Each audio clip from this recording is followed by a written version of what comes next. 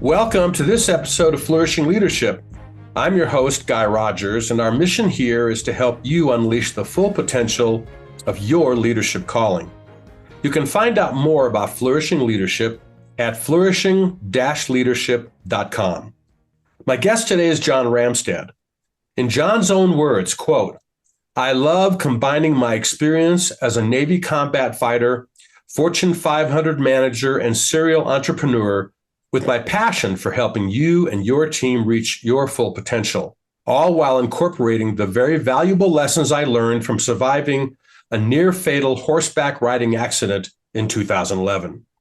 Recovering from a severe traumatic brain injury that required 25 surgeries and put me under hospital care for almost 2 years, radically transformed my thinking and forced me to connect with who I was meant to be.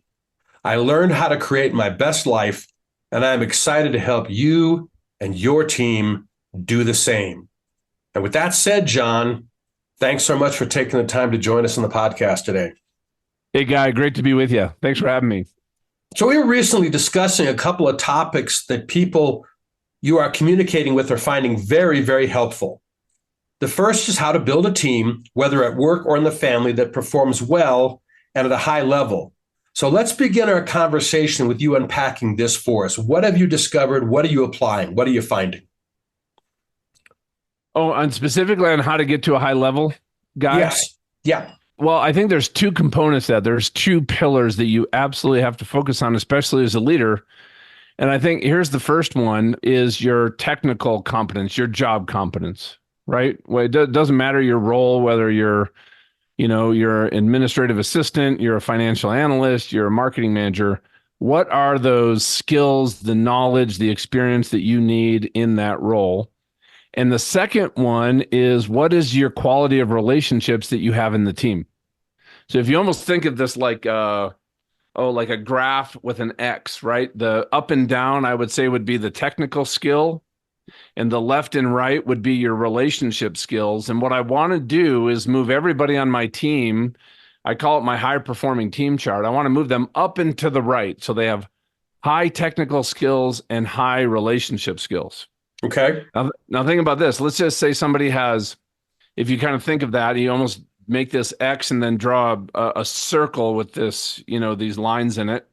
That upper right quadrant is, that's where I want everybody. That lower right quadrant would be, they have poor technical skills, but they have good relationships.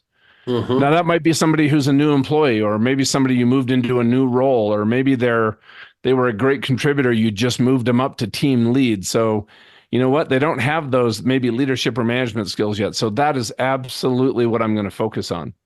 Okay. Let's say somebody is in that top left quadrant. That would be high technical skills, but bad relationships. We all know those folks, right? They're really good at what they do. They've probably been there a long time, but they can be disruptive in a meeting. They can maybe sometimes be rude. They can, push back on change.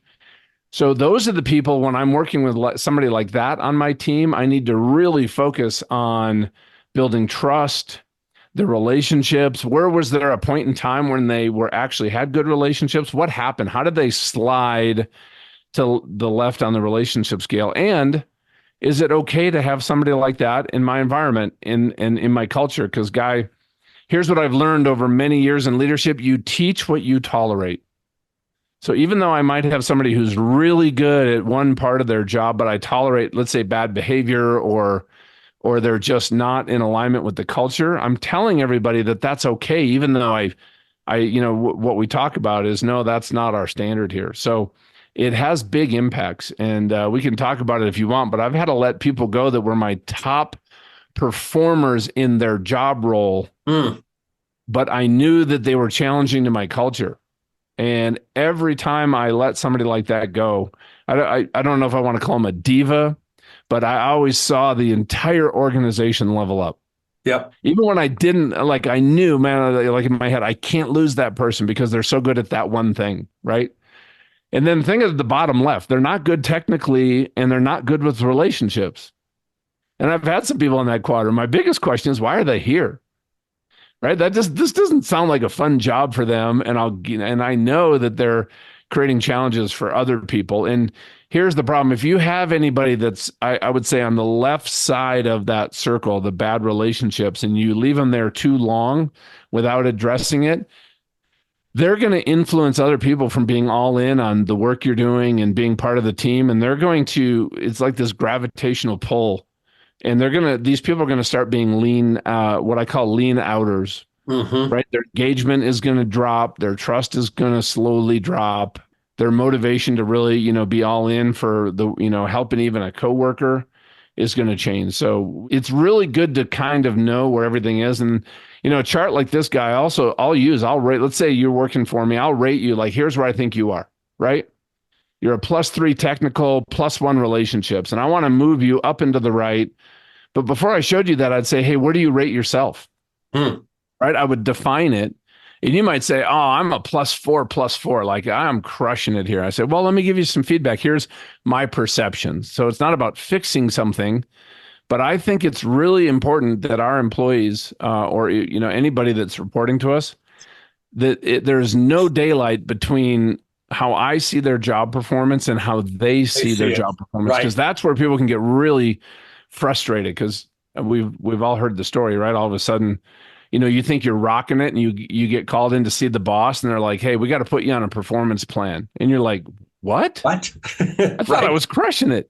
And you know what? That's a failure of leadership when that happens. Yeah. So when you encounter a challenge with technical competence and a challenge with relational quality and competence, which do you find is the more difficult to improve? Usually the relational, because the relational, I can go send you to whatever course, right? I can get you a mentor. I can find somebody in the environment that's really good to teach you. It's the relational work that I really believe what used to be considered those soft skills is literally now the hard skills of business, especially with the generational diversity that we have in the workforce. I mean, there are real distinct differences from baby boomers, Gen X, millennials, Gen Z, that we need to acknowledge. But teaching people that level, I think, of emotional intelligence, that self-awareness, how maybe what they're doing is being perceived by others. They might not either agree with it or maybe understand why, but if that's how they're being perceived, that's, now it's a truth. And the question is, are you okay with that? And also learning how to give feedback in an environment, from a good place, from a place of encouraging and lifting people up. And feedback isn't always nice. Doesn't feel nice sometimes, but it always has to be kind. And when I say kind, I mean, it's in the best interest of that person. Because some of the feedback I've gotten that was the hardest for me to hear was done from a place of somebody who actually cared about me as a person and my effectiveness as a leader, and not how maybe I felt about them in the moment. But when I heard it, even though it was really hard to hear in a couple cases, I knew they were coming from a place that they wanted the best for me and the organization, which allowed me to process it. I remember once I got a feedback guy and I was ticked off. I'm like, this is not right. Oh, I was just in my head. And I come home and I tell my wife, I was expecting, somebody to commiserate with, what a mean guy my boss was. And what she said, guys, she goes, oh, thank goodness somebody finally told you. but you know what? That was a pivot point. But you know what? Nobody cared about me enough to that point in my career to actually say, John, I got to tell you this, right? I can't promote you. I want to, but if I did, all of your peers, I think they'd quit. I don't think they'd work for you. And here's why. And he laid out why. And it was really hard to hear because that's not how I saw myself. Yeah. And as I went back to him, I said, would you help me? Would you coach me through developing, I guess, the people, the relational, the leadership skills so that I could be a positive influence on my peers. And someday when you are promoting one of us from this group, that you would consider me. And he said, absolutely. And he and I started meeting once every 2 weeks for a half hour for the next year. When he saw that in me, right, he saw something in me that I wasn't seeing in myself at the time. And he put that time in there to develop it. Man, that was like a pivot point in my career. And that is the gift a leader can give to somebody, is when we take our time to develop somebody as a person, as a leader. I'll guarantee everybody listening, they could probably think of that person in their life that sowed into them those good words and challenged them in a good way. And it was like this inflection point. And the great thing is, as a leader, we get to do that for other people. Yeah. Yeah. I think of the kinds of clients that my wife and I have. She's a life coach. I'm a leadership coach. And without exception, the individuals who make the greatest progress over time are those in that just old-fashioned biblical teaching about being teachable. They're willing to look at themselves, see themselves. When they see something about themselves, yeah, it may be hard at first, like what you identified. I've experienced the same thing. And if they have that willingness to want to be teachable, they'll overcome that initial shock. They'll overcome that initial, wow, that's really me. And then they'll look back a year later and go, I am in such a better place than I was. And then I think of people I know who refuse. And we all know them. They may be great technically, right? They're competent. They got great skill level, but they're just poison in an environment of other people because they simply won't listen to anything anyone has to say about who they are, specifically when it comes to how they relate to other people. And that's what you're talking about in that team environment. Yeah, 100%. Right. So I appreciate your emphasis on the relational aspect, because I know for me, this has been a challenging road to walk as a type A personality, a high performance driven personality working in the political world. Success was about election day. I mean, it was easily defined. And coming face to face with how many ways in which I was more driven by the performance than by relationships with people. And it has not always been an easy road to walk, where God has had to dismantle me, break me down.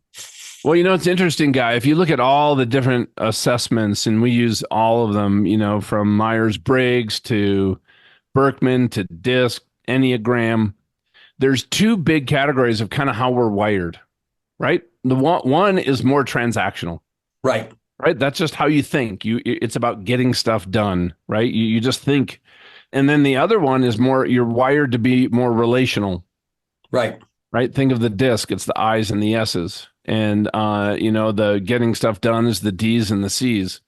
Just for example, now I'm more transactional. And now think about this. And this is where you're talking about a high performing team, and this is where a lot of conflict can arise. So let's just say I have somebody on my team who's very relational, and I come in Monday morning and I'm like, hey, Guy, I got a meeting with Steve, and I need this, and this, and this, because I got to go get ready. Can you email that to me? Hey, great, thanks. And I go back to my desk. Now the relational person is going to think, what? My gosh, what a jerk. All he cares about is the work. Like, what am I? Just something to get work done in his world. Because guess what I didn't do is just check in. Hey, Guy, how was your weekend? Yeah. Hey, how are your kids, man? I hope you had great family time. Right? Hey, would you mind? I got a meeting coming up. Can I ask you a favor? Or hey, I need to. So very different. But all of a sudden, I had to learn these skills. And so when I was transactional, I'm in the zone and I'm focused, and somebody would come in to ask me a question, I would get annoyed because you're pulling me away from my focus zone, and I'm trying to get something done. Right. I saw it as annoying. And I'll guarantee it came across in my face and body language. And when I became a manager and I had this open door policy, it got to the point where nobody would come in because they didn't think I was approachable. That's me developing self-awareness. Now, let's say somebody who's relational, you also have to learn that, I want to check in and I want to chat. And neither of these wirings is right or wrong, by the way. Right. There is no right or wrong. But I have to learn when I'm relational. Now, think about that. If you're married and you're relational and your spouse is transactional, does that ever create some conflicts? Of course it does. Yep. Well, it does the same thing in our workforce. So we want to move toward the middle. And my friend Ford Taylor coined a phrase called relaxtional. I was just thinking of that when you were talking about, I was thinking of Ford and that expression. Go ahead. Yes. And I love that. And think about this. You have to, as just a human and a leader, you got to move toward the middle. So those people on the other end of the spectrum no longer annoy you. and you can lead and influence people that have a very different, I guess, style than you do, because we have to lead and influence everybody in our orbit, including Right. peers, or right, not just Right. people that might report to us traditionally. And if I'm relational, those people that just want to get stuff done, right? I have to realize, you know what? That's just how John's wired. I'm not going to let that annoy me, but maybe I'll go give him some feedback and say, hey, listen, when you just come up and demand something, man, it just really bothers me. If you could just check in, or even if you just said, hey, would you mind if I just jump straight to business? Because man, I got a deadline and I got a meeting here in 15 minutes and I need a document. Just so all of a sudden now you're learning about each other, you're learning about yourself. And I've gotten to the point, Guy, where I have chosen to live life unoffended. Hmm. I've chosen to live life unoffended. And I got to tell you, it's a place that, as I've really worked on this over the last year, has not been like a flip and a switch, but I'm in a place right now that is just so peaceful Hmm. all the time. I've never been more productive and more effective. My wife is like that. She is the most extraordinary woman I've ever met when it comes to not taking offense, not feeling defensive. And I asked her once about that, and she said, well, for instance, I'll do something and I'll realize later that was something that was a little short.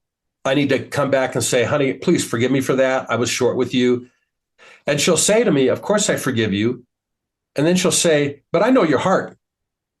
I know you, and I know that's not really the real you. So it doesn't offend me. I don't know how she got there. She's talked about how she's walked with the Lord for 20 years, but it's sure given me something to want to emulate. And you're saying that is so true. And look at how much in the workplace today, right? And in politics and everywhere, everyone is taking offense all the time. It's this constant, right? Constant offense bearing and offense taking. And it's just destroying civility and discourse in our culture. Well, and I'll tell you this is something I've done is I was listening to Michael Sullivan. He was part of the group that wrote The Other Half of Church, the Mm-hmm. neurotheology. Yep. And he said that or it might have been Craig Rochelle. I can't, but anyway, here was his point is that negativity is corrosive to hope. Mm. And the mainstream news, because he had read this study, this was during COVID. CNN and Fox, two different perspectives, but it doesn't matter. Both of them almost the same average. 86% of all their stories were from a negative context. Mm. And the world news, BBC and Al Jazeera, were like 52%, and local news was 45%. So what happens is we got to be really careful about our environment and what we let into our head, because if we're constantly hearing the negativity, we're watching other people's judge, we're hearing that language. I don't know about you. I'm not strong enough to prevent that from then coloring Right. how I react. It does drag us down, no So question. I tell you what, I just stopped watching news. Now I'm a news junkie, and you know me, I'm a political junkie, and I was going to run for Congress before I had my accident. But I keep up on all the news. I have websites where I'm looking at headlines, and if I hear Right. a story, I'm actually going to read a couple different perspectives so I can understand what's the facts behind it if it's important for me to know.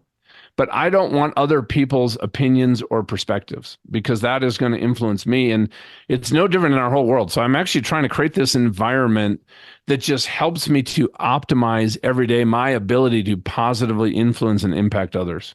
Yeah. Yeah. Interesting. I have done the same thing. I have turned off watching TV news. I do the same thing. I have certain websites I go to, things I look at, headlines I read, things I analyze, and so on, for the very same reason, because I got to a point where I felt so powerless and yet so frustrated at the same time that I saw all this stuff, but what do you do about it? And I just had to let go and go, the world that I can make a difference in, I need to make a difference in. But where I can't make a difference and can't impact, I have to let go. I have to let go and just Yep. trust God with the outcome of these things. Well, you know where this started? I got to tell you, Guy. Well, I won't say this politician's name because you would know her. She was very prominent. It was during the last election cycle, and I was out taking a walk, and I was talking to a friend, and I was just ripping her apart on the phone, and we were just sitting there having just this gossip fest. Is really what it was, right? Okay. Talking negatively about somebody, and I'm not part of the problem or the solution, right? God does not want us to be talking like that about people. And as soon as I hung up the phone, I heard clear as a bell in my head, why are you cursing my daughter? Ooh. And oh my word, I was convicted. And I just felt compelled to just stop right there and pray for this person. Mm.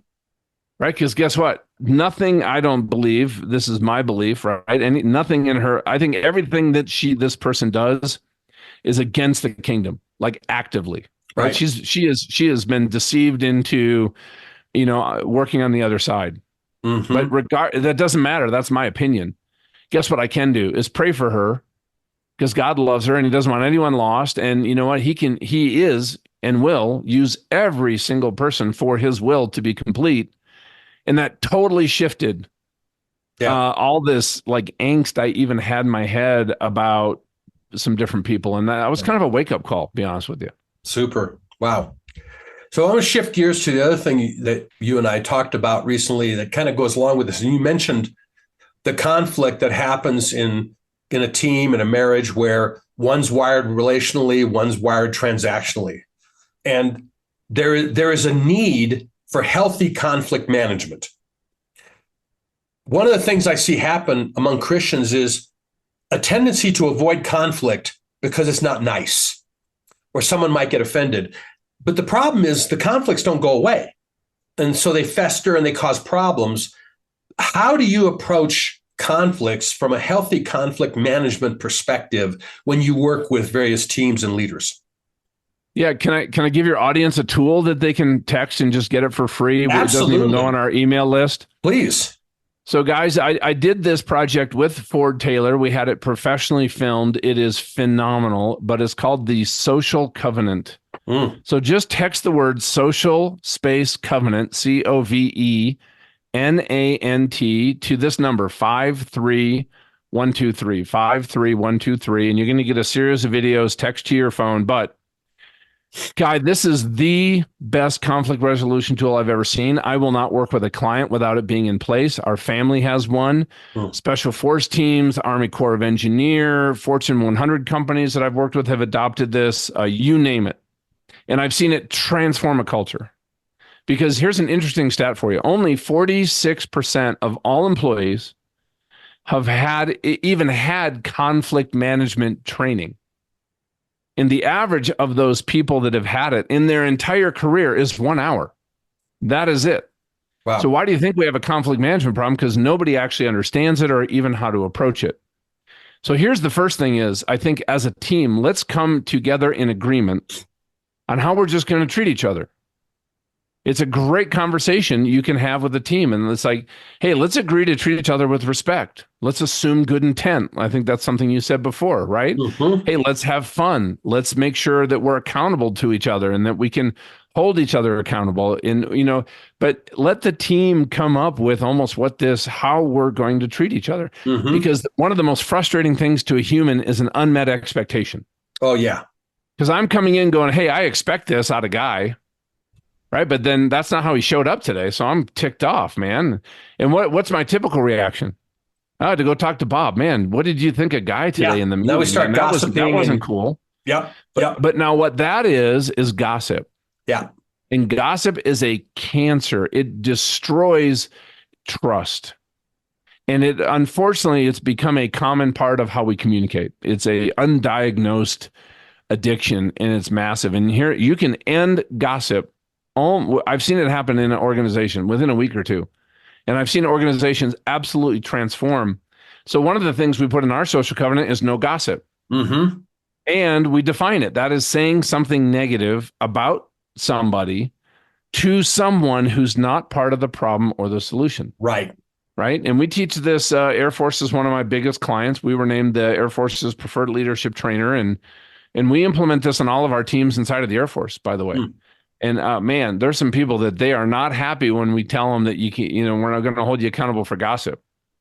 But here's what this would look like since we've agreed on it. Let's say you come to me and go, oh man, I just had a meeting with Mary and man, she was right? And what if my first response was, well, Guy, have you talked to Mary about that? Right. Well, hey, you know what? Here's what's going to happen, Guy. I just want you to know, I'm going to share with Mary that you came up and needed to talk to me, and I'm going to share with Mary the exact words you just used. Okay. So I just want to make sure you go have a conversation with her the next day. Guess what? You're not going to come gossip to me ever again, probably. Right. That's all it takes is just, hey, have you talked to Mary? Hey, no, before you share anything with me, you don't need my coaching. You're an adult. Go have the conversation. The other thing, the second question is, let's just say somebody is out of alignment. I think you were disrespectful. You think I wasn't showing good intent and I'm kind of being judgmental with people, rolling my eyes in a meeting, whatever it happens to be. How are we going to handle it? And whenever I have a team walk through this process, it doesn't matter whether they're a secular organization or faith. They always, it's so cool to watch, land on what Jesus taught in Matthew. Just go to the person one-on-one. Matthew 18. Remember, we're not talking about HR. We're talking about having a healthy team, great relationships, so we can get a lot of work done because the mission's important. Number two, let's just say you and I are still disagreement. It's going to affect the team.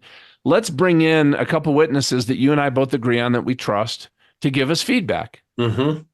Right? I might be giving you feedback and you're like, John, no, seriously, I've never had that feedback before. I appreciate you saying that, but I don't think I need to make any changes here. And you know what? Somebody comes in and listens and goes, you know what, John, guy's got a point. And I think it's you, buddy. This is your problem. How do we help you with that? Oh, wow. So I have a choice to make, right? Now, if our rift is still affecting the team, the third step would be to bring it to the whole team. And if it's still causing a problem, let's say I'm that we talked about before, that person with high technical skills and bad relationships. And we have really tried. We've gone through this whole process and we realize that this is now really almost just either destructive to the culture or limiting the performance of the team. Maybe somebody's got to go. Yeah. So then what we do, and people will get this in the videos. Remember, it's social covenant to 53123. But this is what we haven't been taught. How do we approach somebody when I need to give feedback? What does that even look like? Because that feels, I think, I used to say just, to the younger generation, but having taught this and role played this in hundreds of teams, this is everybody. I don't care if you're 60 years old or 22. It's not very comfortable. No, it's not. Here's the first thing is I got to go in humility. What if I actually showed up in humility and say, hey, guy, something happened in the meeting and listen, this could totally be me. It could be my lens, my filter, something internal, how I reacted, but I got to share something with you because it's been bothering me. That just totally changes the tone of the conversation, doesn't it? Yes, it does. The second thing is you got to approach that conversation in pre-forgiveness. Let's just say I was sharing an idea and you cut me off and I just felt that was just disrespectful and I just felt totally dismissed. Like I was almost embarrassed because that's happened to me in a meeting before, right? Mm-hmm. And I'm sitting there at night. I call it delayed intelligence. And that's laying there in bed at night going, man, I should have said this, right? Right. I'm really good with that zinger like 2, 3, 4, 5 hours, right? Yep. And I'm like, okay, I have not forgiven, Bob for that thing that happened in the meeting. So I got to work through that because I will bring that emotion into a conversation. You're not going to set yourself up for success, right? And the third one is you go in love. And this is what I assume good intent. Something you said before reminded me, I've been fortunate to work with people all over the world, every race, every culture, every religion, every background. And here's what I've observed working with people all over this country, that people have good hearts. They want to do meaningful work and they want to have healthy relationships. And so guess what? Even if I'm not seeing any evidence of that in how you are showing up, I assume that is your nature. And that honestly helps me to show up and speak and talk to somebody from a much more open place, right? So love means that I care about more about you and your future than how you might feel about me in the moment. Because some of this is, learning how to give feedback. And where we make a mistake oftentimes is we only give the first 90% of the feedback because that's my comfort zone. But that last 10% that goes unsaid is what somebody either probably really needs to hear, or if I'm wrong and it is just me, in humility, I need to get some feedback because maybe I have a blind spot. And number 4, when we approach this, is you have to focus on the facts. Like, hey, in this meeting, Bob, when I said this, you sighed and rolled your eyes, cut me off, and then went and, talked to Guy. Now, if I add in there, and I think you did that because, right? And I start adding my narrative. Well, my narrative could be totally deceived because of my own internal stuff, right?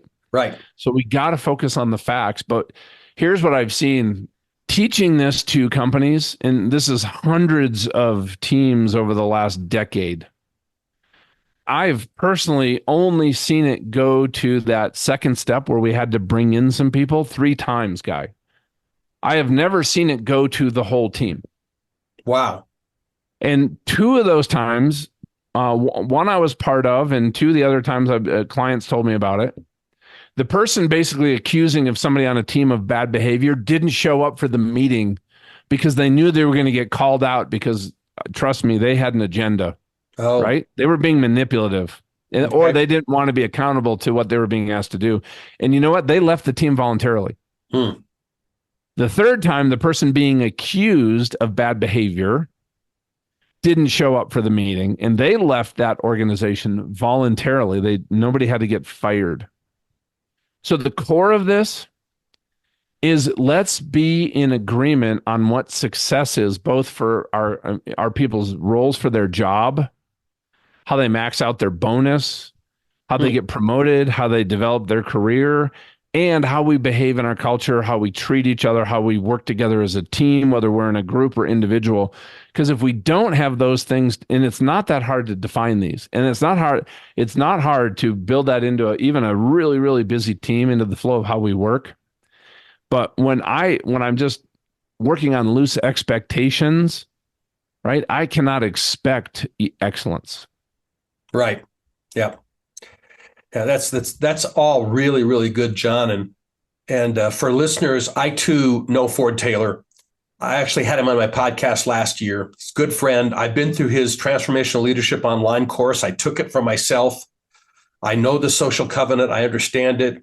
I've actually encouraged a few of my clients to use it, both in family and in team situations. So, John, you and I are very much on the same page there because, first of all, it just makes sense.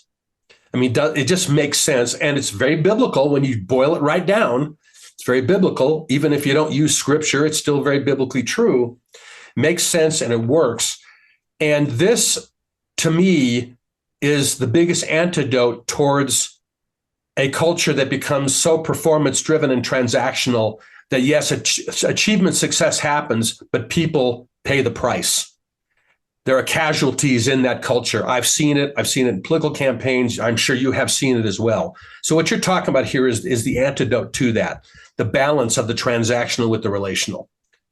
Well, just think about if you had a team that was so safe and the relationships and the trust was high enough that relational person who maybe felt like they kept getting steamrolled by that transactional person could just, have a space to go say, hey, John, can I share something with you?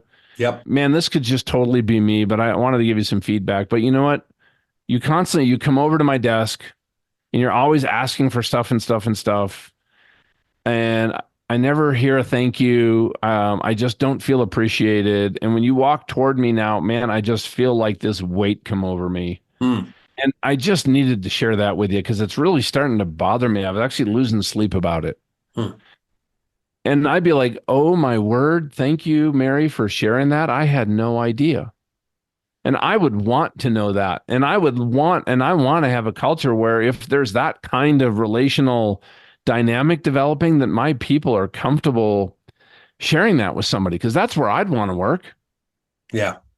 Right. Or if you observe that as you're the leader and you observe maybe this tension between 2 people and you do have a social covenant in place, go to that person and encourage them. Hey, Mary, go have a conversation with John. I can just see there's something going on with your interaction. Now, since you're the boss, you are part of the solution.